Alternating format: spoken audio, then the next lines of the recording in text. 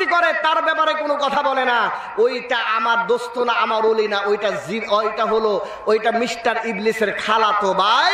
ওই জমিন ধ্বংস কর, আগে ওর মাথার উপর দিয়া শুরু কর, তারপরে বাকিদের আক্রমণ কর। কথা বলেন ঠিক না বেঠিক? আওয়াজ দিয়ে বলেন ঠিক না বেঠিক? ওই সমস্ত বাবাদের উদ্দেশ্য বলি, হাজী সাহেবদের উদ্দেশ্য বলি, নামাজ পড়েন ঠিক আছে, কিন্তু এই ব্যাপারেও সোচ্চার হওয়া লাগবে। কথা বলেন না কেন? আওয়াজ দিয়ে বলেন ঠিক না বেঠিক?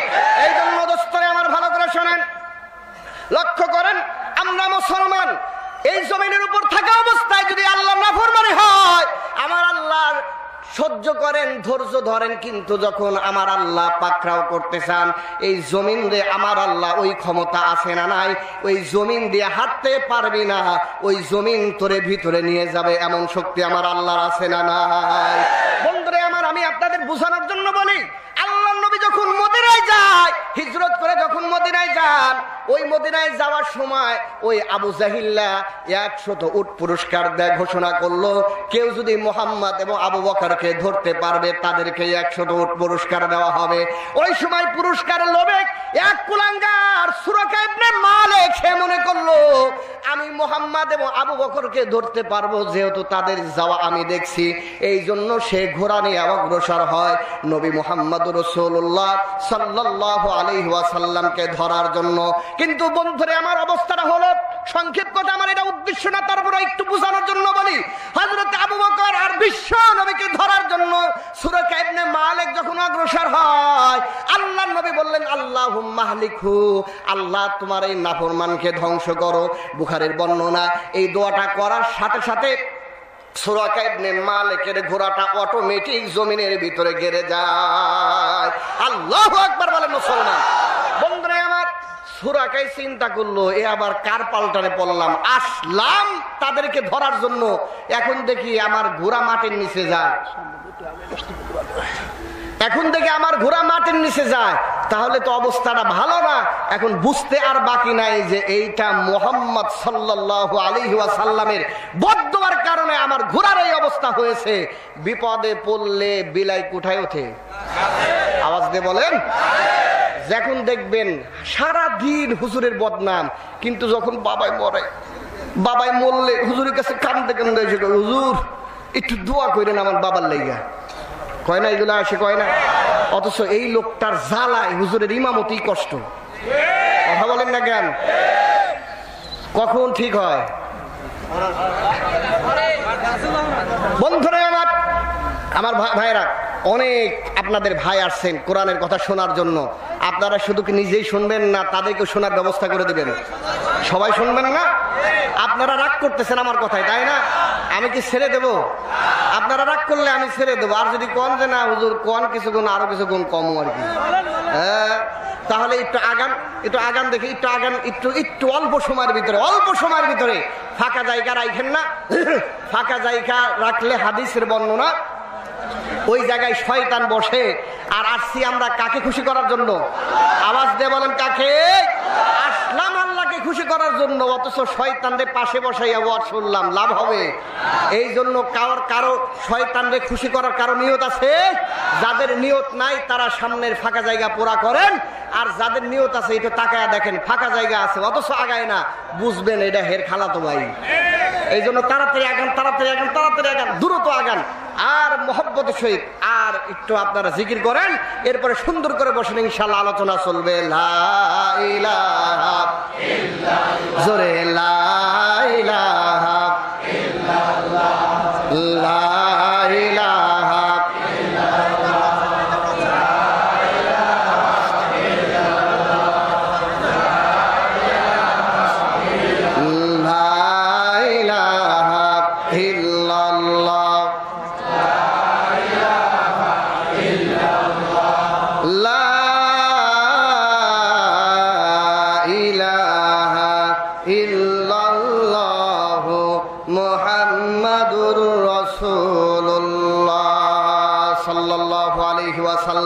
বন্ধুরা আমার লক্ষ্য করেন, খেয়াল করে শোনেন, ওই সুরাকা ইবনে মালিক তখন বিপদে পইরা আল্লাহর নবীর কাছে অনুনয় বিনয় করে, মুহাম্মদ এবারের মতো আমারে মাফ করে দাও, তোমার কথা আমি কাউকে জানাবো না, কাউকে বলবো না। আল্লাহ নবী রাহমাতুল্লিল আলামিন তার শত্রুকে পর্যন্ত মাফ করে দেন। এই জন্য আল্লাহ নবী বিশ্ব নবী সুরাকাকে মাফ করে দিলেন। কিন্তু দোস্তরে আমার, ওই দিকে 100 উটের লোভ। কত উটের লোভ? 100 উটের লোভ। এই লোভটা আর সামলাইতে পারে নাই। ওই টাকার কথা যখন মনে পড়ছে, তখন আবার আল্লাহর নবীর ধরার জন্য অগ্রসর হয়ে যায়। নাউজুবিল্লাহ বলেন। বন্ধুরে আমার, আবার যখন অগ্রসর হয়, আবার আল্লাহর নবীর বদদুয়ায় আবার তার ওই ঘোড়াটা মাটির নিচে গেড়ে যায়। এরপরও আল্লাহর নবীর কাছে মাপ চাইছেন, মাপ করে দিয়েছেন। এরপরে তৃতীয়বার এরকম ভাবে যখন বিপদ পড়ে তখন নবীর কাছে মাপ চায়। কিন্তু আবার যখন ওই উটের লোভের কথা মনে পড়ে, তখন আবার অগ্রসর হয়। নাউজুবিল্লাহ বলেন, আরো জোরে নাউজুবিল্লাহ বলেন। বন্ধুরে আমার, আমাদের সমাজের অবস্থাটা এমন, যারা মুসলমান, যাদের ভিতরে ঈমান আছে, মুসলমানের সন্তান, মনে মনে ভাবে আখিরাত পরকাল তো আছে, আবার চিন্তা করে না এই কথাটা যদি না লেখে আমেরিকা তো খুশি হবে না। এই কথাটা যদি ইসলামের বিরুদ্ধে না লেখি, তাহলে তো ইউরোপ আমাকে জায়গা দিবে না। কথা বলেন ঠিক না ঠিক? এই কথাটা যদি না লেখি, তাহলে ইহুদির বাচ্চারা আমারে তো টাকা দিবে না, পয়সা দিবে না, গাড়ি দিবে না, বাড়ি দিবে না।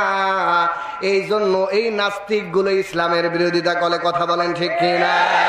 বন্ধুরে আমার, ভালো করে বুঝতে হবে, সূরা ইবনে মালিক তৃতীয়বার যখন আল্লাহর নবীকে ধরতে যায়, বন্ধুরে বুখারীর বর্ণনা তৃতীয়বারও এইরকম তার জমিনে ঘোড়াটা জমিনের ভিতরে আপনার আটকে যায়, ঘোড়াটা জমিনের ভিতরে আপনার ঢুকে যায়। এরপরে আল্লাহর নবীর কাছে মাপ চায়, বলতেছে মুহাম্মদ এইবার মাফ করো, তোমার কাছে শপথ করলাম তোমার কথা আর কাউকে বলবো না। বন্ধুরে আমার, এরপরে আল্লাহর নবী মাফ করছেন। এরপরে সুরাকা তার ঘোড়াটা নিয়ে নিজের বাড়ির দিকে যায়।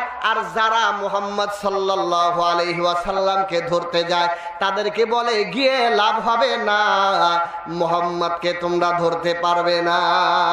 আল্লাহু আকবার বলেন। বন্ধুরে আমার, আমি বুঝাইতে চাইতেছিলাম, যেই জমিনের উপর চলো, এই জমিন কার কথা শোনে? আওয়াজ দিয়ে বলেন, কার কথা শোনে? ও দোস্তরে, তোমাদেরকে বলি, যারা ইসলামের বিরোধিতা করো, মুসলমানদের বিরোধিতা করো, এই জমিনের মালিক, যেই মালিক ওই সুরাকারে আপনার জমিনের ভিতরে ঢুকাইয়া শাস্তি দিয়েছে, কারণ রে জমিনের ভিতরে সুবাইয়া শাস্তি দিয়েছে, ওই আল্লাহ এখনো আছে না নাই? আমার আল্লাহ তাআলা বলতেছেন, ওয়ালাউ নাশাউ লামাসাখনাহুম আলা মাকানাতিহিম ফামাস্তাতাউ মুদিয়াও ওয়ালা ইয়ারজিউন। আল্লাহু আকবার বলেন। বন্ধুরে আমার, অসংখ্য আয়াতের ভিতরে আমার আল্লাহ বলছেন, যেই চোখ দিয়ে আমি আল্লাহর নাফরমানিতে তুমি কাজ করো, ওই চোখটারে যদি আমি আল্লাহ ইচ্ছা করি, ওই চোখটার জ্যোতি আমার আল্লাহ নিতে পারে কিনা? আওয়াজ দিয়ে বলেন, নিতে পারে কিনা? যে হাতটা দিয়া তুমি এত কিছু লেখছো, এই হাতটা দিয়া ইসলাম কোরআন নবীর বিরুদ্ধে লেখছো, জিন্দিগিতে এই হাতটা দিয়া কোরআনের পক্ষে, আল্লাহর পক্ষে, ইসলামের পক্ষে লেখো নাই। ওই হাতকে অবাস করে দিতে আমার আল্লাহ পারে কিনা? আওয়াজ দিয়ে বলেন, পারে কিনা? বন্ধুরা আমার, এই জন্য খুব ভালো করে বোঝেন, যে আল্লাহ তোমার হাত দিল, এই আল্লাহ তোমার হাতটা অবাস করে দিতে পারে। মুসলমান, তুমি আল্লাহর নাফরমানিতে হাতটা ব্যয় করছো, এই হাতটা দিয়া ঘুষের টাকা নিছো, সুদের টাকা নিছো, যত অত্যাচার জুলুমের টাকা এই হাতটা দিয়ে নিয়েছো, এবং এসি রুমের ভিতরে বৈশা মুসলমান এই গরিব দুঃখী মেহনতি মানুষের করের টাকায় বেতন নিছে, এসি রুমের ভিতরে বৈশা, এসি রুমের ভিতরে বৈশা মাথার গাম পাই ফেলা এই মানুষদের টাকার বেতনে তুমি চলছো। তুমি এই করের টাকা, মানুষের মেহনতি মানুষের টাকা নিয়ে তুমি বড় বড় গাড়িতে যাও, এসি গাড়িতে যাও, এসি বাড়িতে থাকো, এসি রুমের ভিতরে বৈশা মুহূর্তের ভিতরে কলমের খোসা এই জনগণের কোটি কোটি টাকা আত্মসাৎ করো। এইরকম পাবলিক আপনাদের এলাকার নাই আর কি, এই এলাকার না, আন্দাজে কনকে আপনাদের এলাকার, কিন্তু এরকম হয় কিনা? আরো জোরে বলেন, হয় কিনা? বন্ধুরা আমার, আমি আপনাদের আপনাদেরকে বুঝাই, আপনাদের মসজিদে মাঝে মাঝে জুতা চুরি হয় কিনা? জুতা চুরি হয় তো মসজিদে মাঝে মাঝে জুতা চুরি হইলে 100 টাকার জোড়া, 100 টাকা বা 200 টাকার এক জোড়া জুতা চুরির কারণে এই মানুষটারে মসজিদে যতগুলো মুসল্লি আসে সবার জুতা তার পিঠে পড়ে। কথা বলে ঠিক না বে ঠিক? আওয়াজ দিয়ে বলে ঠিক না বে ঠিক? বন্ধুরা আমার, যে লংরা লুলা হাঁটতে পারে না তখন সেও বলে ওরে ধরে একটা লাথিরে পেটটা ফাটায় দেই। ঠিক না কথা? কিন্তু মুসলমান, আমি আপনাদের কাছে প্রশ্ন করতে চাই, এক জোড়া 100 টাকার জুতা চোররে ধইরা যদি 200 স্যান্ডেল তার গায়ে পড়ে আর লাঠি গুটি যদি তার পিঠে পড়ে, তাহলে যারা এসি রুমের ভিতরে বসে জনগণের টাকায় বেতন নেয় আর জনগণের টাকায় গাড়ি বাড়িতে থাকে আর চলে, এই মানুষগুলো যখন কলমের খুসায় মুহূর্তের ভিতরে ফাইল আটকিয়ে এই জনগণের কোটি কোটি টাকা মুহূর্তের ভিতরে কলমের সাইন দিয়ে যখন আত্মসাৎ করে, ও মুসলমান, এই জনগণের টাকা যারা এরকম আত্মসাৎ করে এমন মানুষদের এই 16 কোটি মানুষের 32 জোড়া জুতা পিঠে করার দরকার আছে না নাই? আরো জোরে বলেন, আছে না নাই? কিন্তু এদের কথা কইলে তো আমরা তখন মৌলবাদী হয়ে যাই। কথা বলেন ঠিক না কথা? বন্ধুরা আমার, লক্ষ্য করেন, তাহলে আমার আল্লাহর বিরোধিতা যারা করবে তাদের বলে দিতে চাই, আমরা মুসলমান যতক্ষণ পর্যন্ত মুসলমান এই জমিনে থাকবে ইসলামের বিরোধিতা সহ্য করা। আওয়াজ দিয়ে বলেন, সহ্য করা। ইসলামের বিরুদ্ধে কেউ কথা বললে সহ্য করা হবে না। আমার নবীর সাহাবীদের অবস্থাটা হলো এমন, জান গেছে, মাল গেছে, সব গেছে, কিন্তু আমরা ইসলামের জন্য সব কোরবান দিতে পারি, কিন্তু ইসলামকে আমরা বিসর্জন দিতে পারি না। কথা বলেন ঠিক কিনা? এই জন্য আমি আয়াত তেলাওয়াত করেছি। আল্লাহ রাব্বুল আলামিন বলেন, وعد الله الذين آمنوا منكم وعملوا الصالحات ليستخلفنهم في الأرض كما استخلف الذين من قبلهم। الله أكبر বলেন। আমার আল্লাহ সূরা নূরের 55 নম্বর আয়াতের ভিতরে আমার আল্লাহ তাম জগতের মানুষদেরকে লক্ষ্য করে বলতেছেন, দুনিয়ার মানুষরা, তোরা যদি 2টা কাজ করতে পারো তোমাদেরকে আমি আল্লাহ 3টা পুরস্কার দিয়া পুরস্কৃত করব। সুবহানাল্লাহ। কয়টা কাজ? আওয়াজ দিয়ে বলেন কয়টা? শর্ত হলো 2টা। 2টা কাজ যদি তোমরা করতে পারো মুসলমান, তাহলে আমার আল্লাহ কয়টা পুরস্কার? 3টা পুরস্কার। তাহলে আমার আল্লাহর পুরস্কারের সংখ্যা বেশি না কম? এই 3টার ভিতরে যাবতীয় পুরস্কার আমার আল্লাহ মুসলমানদের দিয়ে দিবে। সুবহানাল্লাহ। দোস্তরে আমার লম্বা নয়, 1 নম্বর আমার আল্লাহ ওয়াদা করেন। আমার আল্লাহ মানুষের সাথে ওয়াদা করার কোনো দরকার নাই, তারপর আমার আল্লাহ মানুষের সাথে ওয়াদা করেন, যেহেতু আমার আল্লাহ তিনি যা ইচ্ছা তাই করতে পারেন। এরপরও মানুষদের বোঝানোর জন্য, আস্থাবান করার জন্য আমার আল্লাহ ওয়াদা করলেন। আমার আল্লাহ বলেন, ওয়াদাল্লাহুল্লাযীনা আমানু মিনকুম ওয়া আমিলুস সালিহাত। আমার আল্লাহ ওয়াদা করলেন, ও দুনিয়ার ঈমানদাররা, তোমাদের সাথে আমি আল্লাহ ওয়াদা করি। ওয়াদাল্লাহুল্লাযীনা আমানু মিনকুম, দুনিয়ার মানুষের ভিতরে যারা ইমানদার তাদের সাথে ওয়াদা। কাদের সাথে ওয়াদা? ইমানদারদের সাথে। কোন কাফের বেঈমানের সাথে এই সামনের ওয়াদা না। কাদের সাথে ওয়াদা? ইমানদারদের সাথে ওয়াদা। অতএব আল্লাহ বলেন, তোমাদের ভিতরে যারা ইমানদার তাদের সাথে আমার আল্লাহর ওয়াদা। এই ওয়াদা ইমানদার হইলে, এখন যারা ইমানদার দাবি করে আসলে ভিতরে ইমান নাই, এইরকম মানুষের সংখ্যা আমাদের দেশে আছে না নাই?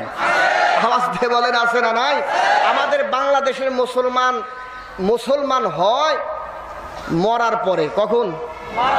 আওয়াজ দিয়ে বলেন, কখন? মরার পরে মুসলমান হয়, মরার আগে কি হয় না? মুসলমান হয় না। কথা লম্বা হবে, গেলাম না। কিন্তু ইমানদার যারা তাদের সাথে, এখন কথা হলো ইমানদার যারা, এখন ইমানটা তো একটা কঠিন বিষয়। এই ইমানদার যারা হবে, ইমানদারের সাথে আল্লাহর ওয়াদা। আর ইমানটা হলো এমন বিষয়, যেই বিষয়টা হলো ইমানটা হলো আনতে হয় আল্লাহর প্রতি, নবীর প্রতি, পরকালের প্রতি ইমান আনতে হয়। এখন আমরা যারা এখানে আসছি সকলেই তো ইমান আনছি নাকি? কি ইমান আনছি আমরা? আমরা তো ইমান আনছি ওই বইতে আছে কালেমা, ওই ইমানটা আনছি আর পাইছি। কিন্তু বিষয়টা হলো যেভাবে ইমান আনার দরকার ওইভাবে কি আমরা ইমান আনছি? আওয়াজ দিয়ে বলেন, ওইভাবে ইমান আনছি? তার কারণ ইমান আনার জন্য সাহাবায়ে কেরামের রক্ত দেওয়া লাগছে, বাড়ি ছাড়া লাগছে, ঘর ছাড়া লাগছে, মার খাওয়া